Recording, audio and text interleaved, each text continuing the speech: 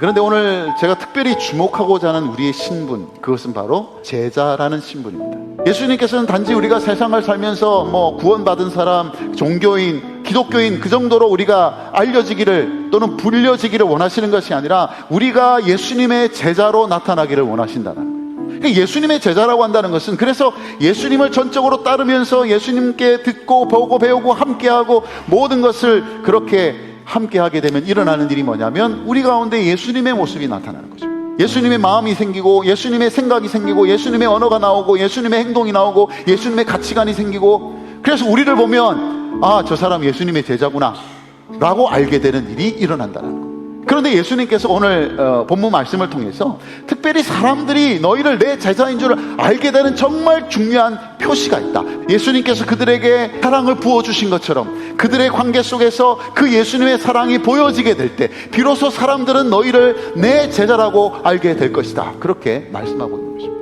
그래서 여러분, 교회에 제자들이 득실거리면 어떤 일이 일어나냐? 교회는 그야말로 사랑으로 충만하게 되는 거예요. 왜냐하면 예수님의 제자라는 것은 서로 사랑하는 그런 특징을 가지고 있고 그것으로 인하여 제자로 알려지는 사람들이기 때문에 교회는 그래서 예수님의 사랑이 보여지는 곳이 될 수밖에 없습니다. 그 교회에 제자들이 있다면. 하지만 요즘 시대에 세상이 교회를 어떻게 보고 있느냐?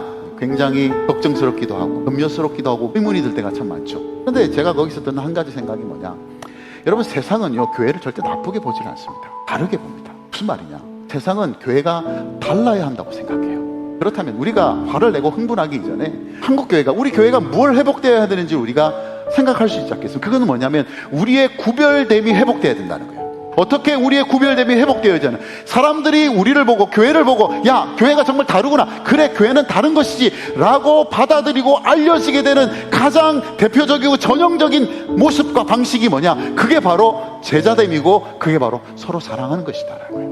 교회 가면 사랑이 뭔지를 알 수가 있다. 교회 가면 사랑이 무엇인지를, 특별히 하나님의 사랑이 무엇인지를, 특별히 예수 그리스도의 사랑이 무엇인지를 그들의 모습을 보면 알게 되는 그 구별됨이 있잖아요. 그게 회복되어야 된다는 겁니다. 여러분, 그 사랑이요 우리 안에 있는 어둠을 몰아낼 뿐만 아니라 세상이 교회를 향해서 가지고 있는 그런 편견과 오해를 우리가 극복해낼 수가 있고, 세상이 우리를 향해 손가락질하는 것을 우리가 이겨낼 수 있고요, 세상이 교회를 나쁘게 사용하는 것을 우리가 막아낼 수 있습니다. 그래서 여러분, 주님께서 주신 그 세 계명이 서로 사랑하는 것이고, 그 서로 사랑하는 것이 우리가 예수님의 제자인 줄 사람이 알게 되는 표시라고 한다면 그것이 구체적으로 표현되어 줄 수 있는 그곳에 우리가 있어야 되지 않겠습니까?